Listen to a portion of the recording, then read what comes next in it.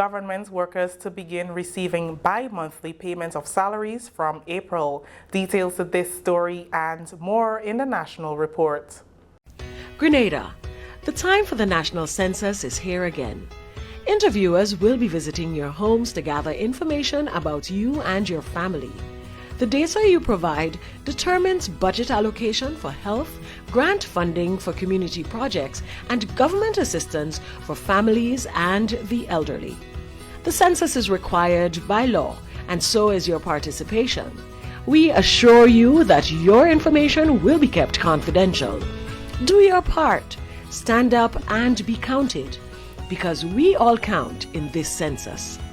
For more information about the census and your participation, contact the Grenada Central Statistical Office at 440-1369 or cso@cso.gov.gd. With the details to the news for Friday, February 24th, 2023, I am Chrisanne Mitchell. The Grenada government, through the Ministry of Finance, will continue engagement with stakeholders for the payment of salaries bi-monthly to government workers effective April 15th, 2023. The bi-monthly payment is one of the campaign promises announced by Prime Minister Honorable Deacon Mitchell. Earlier this month, government held engagements with the Grenada Bankers Association and the Grenada Cooperative League, insurance companies, and unions to discuss the implementation of the payments. Recently, government workers were invited to a meeting as part of further sensitization of the process. Permanent Secretary in the Ministry of Finance, Mike Sylvester, said the stakeholder engagements will continue to ensure that the rollout is smooth. The idea, of course, is to go into further details with the public servants, with the employees of government and so on. So we will do some focus groups with the teachers, the police, prison officers and so on. And sort of try to drill down in terms of the engagement at that level.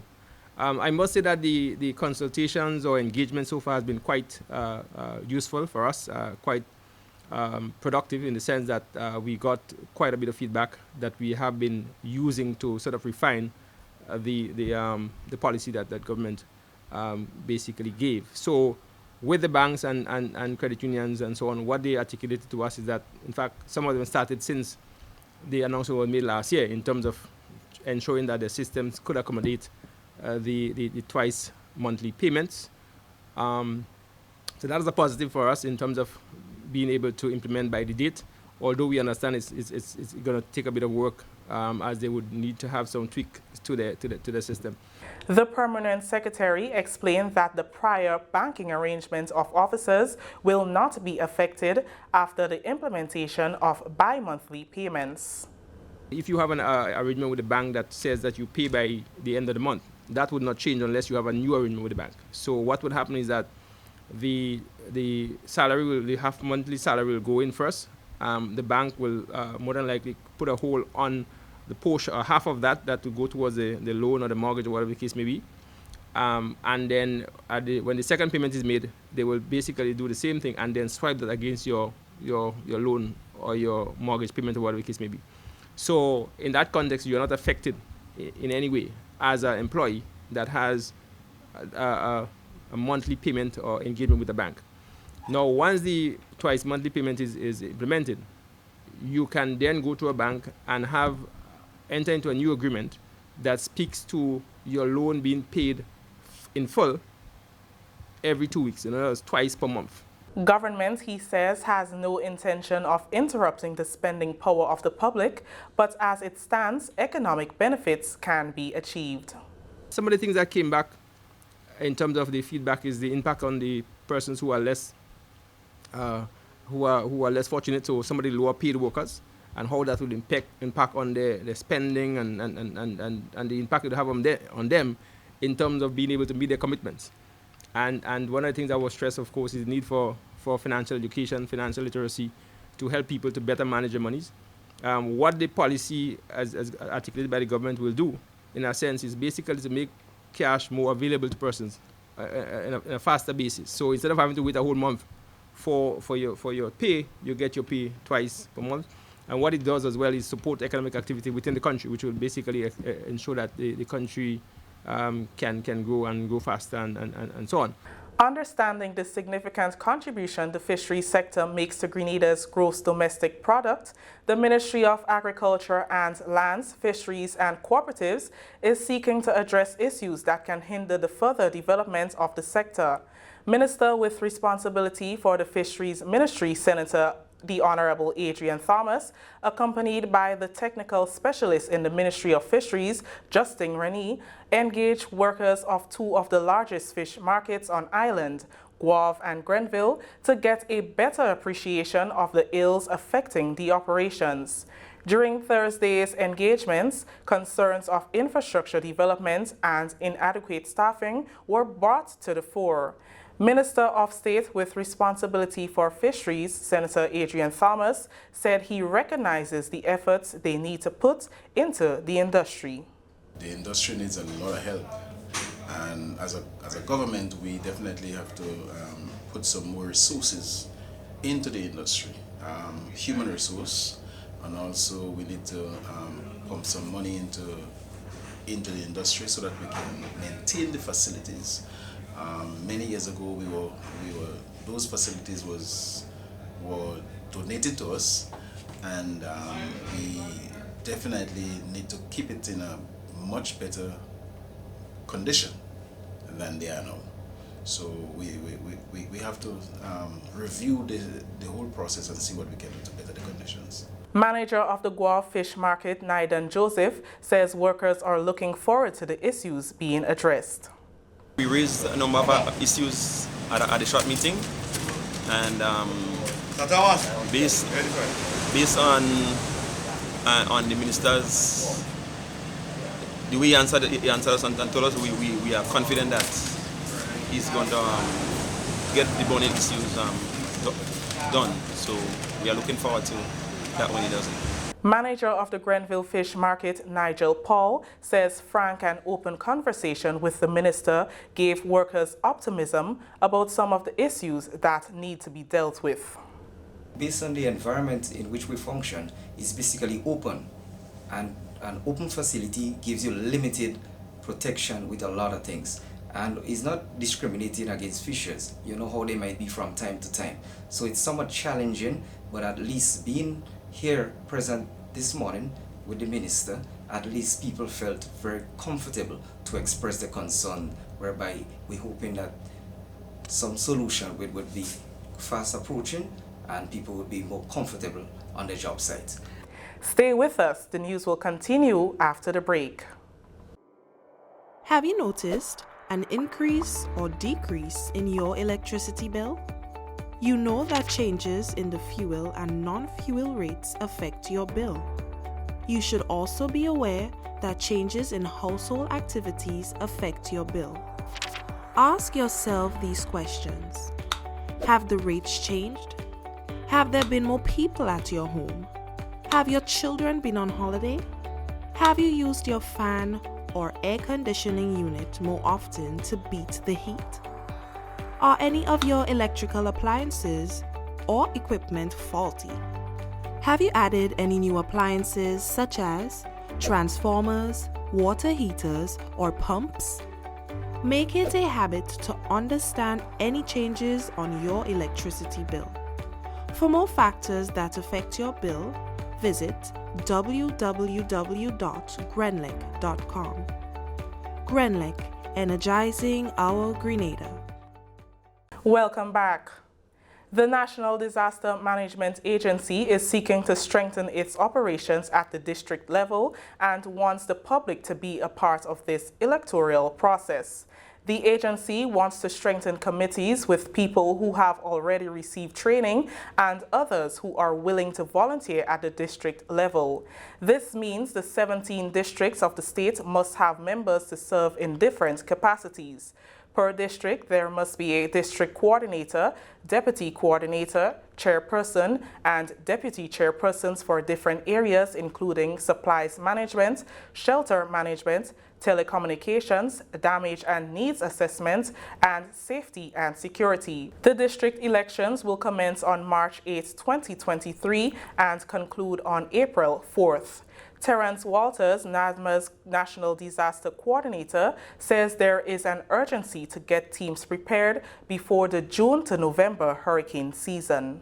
These elections, we're calling elections now in an effort to strengthen the district teams. We want to ensure that we have district teams that can function if there's an emergency. We are entering the hurricane season in a couple months, and we do understand that the hurricane season is well, that's a time that we're most concerned about. We can be impacted by any of these natural hazards or the man-made ones at any point during the year.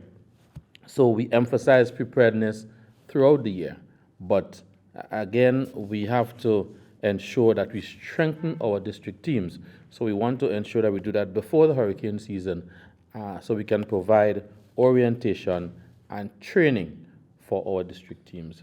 Mr. Walters explains how the elections are conducted. We do the public announcements, we promote it, and our volunteers come out to a particular venue and people nominate you, or you can say, well, okay, I'm willing to serve in this particular area. So you're nominated, and then we have voting by secret ballot. So people will then vote for, the person that they think is best to fill that particular office. NADMA has provided training in several areas over the years. The disaster coordinator says this year the focus will be on shelter management and emergency communications. Once we have the teams in place, we will begin training for them because they need to have an orientation, first of all, and then we have to provide training in some specific areas. And this year we want to focus on shelter management and emergency communications. Those are the two areas we want to focus on first with our district teams. Ensure that they have an orientation into disaster management, and then we would look at training in shelter management. The public will be informed about the dates, venue, and time of the elections. Diabetes is not a medical condition to take lightly. The words of Afiba McQueen, who was once a healthy, strong-budding music producer, having worked with a number of local musicians and artists, including Hollis Mapp, Mr. Killer, until his diagnosis with diabetes in 2007, which over the past 16 years has caused his life to deteriorate. Afiba sat down with the GIS during an exclusive interview to share his story of being a diabetic and his decision to turn to organic farming, for which he is seeking the public's help to secure equipment. In 2017 as well, I had my first amputation, and for anybody who's diabetic and had any form of foot injury, like something broke your foot or cut you, you would understand how quick infections happen in a diabetic person. It's not like a normal thing. So I got a bruise under my toe, and I just took it normal. Like it wasn't something like, so let me check this because I'm aware of what could happen. So within a matter of days,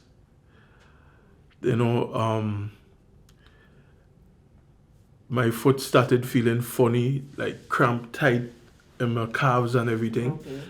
Then the next thing I know, I was just vomiting uncontrollably. Go to the hospital, they tell me, okay, well, you're going septic. We don't have no choice, we need to cut off the toe. Afiba says while he did not have sufficient time to even go over the decision to amputate, the end result proves that it was the right one.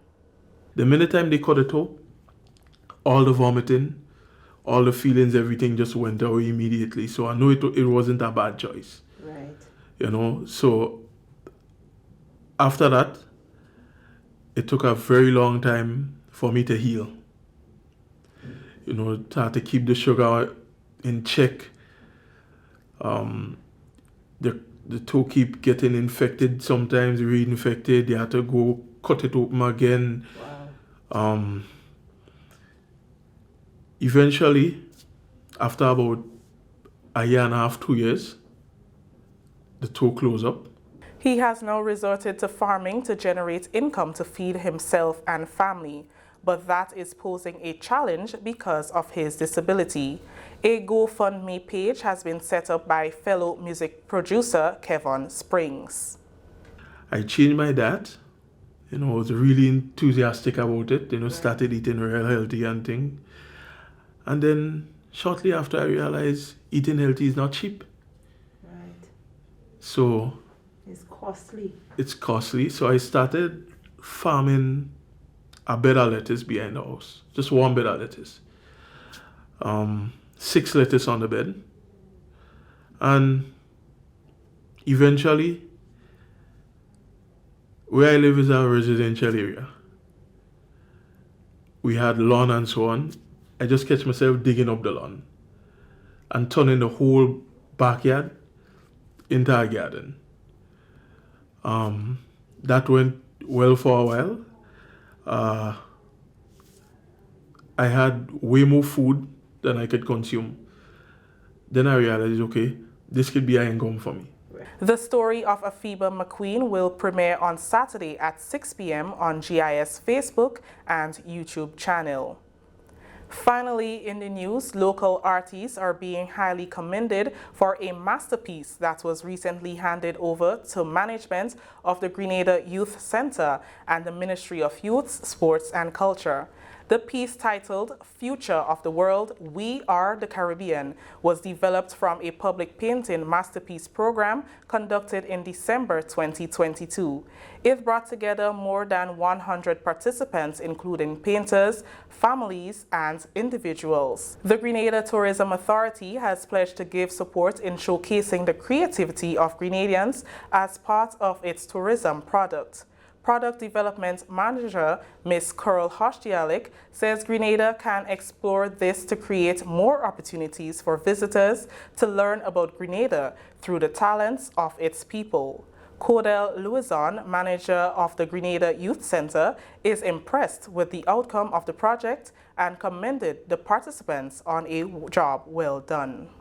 When Mr. Nigel John came to me and he said he wanted to do this art show, I really was not sure exactly what he wanted to do, but to see you realize your plan, to see it come to fruition, I'm really proud of you and appreciate your gesture, and we look forward to working with you in the future.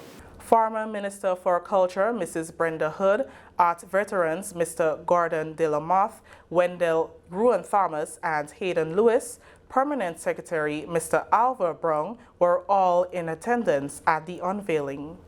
That brings us to the end of the National Report for today, Friday, February 24th, 2023. On behalf of the entire news and production team here at the Government Information Service, I am Chris Mitchell saying thank you for joining us.